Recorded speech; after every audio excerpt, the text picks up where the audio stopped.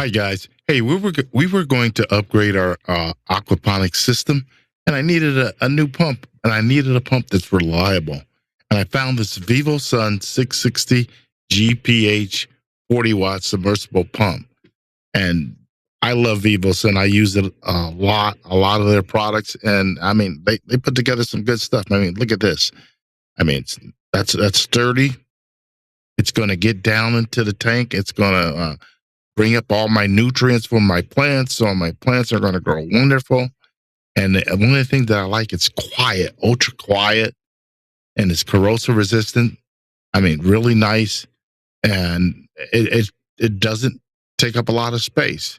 It's got an anti drying system built in it, and it's got a thermal protector chip so that you don't burn out your motor.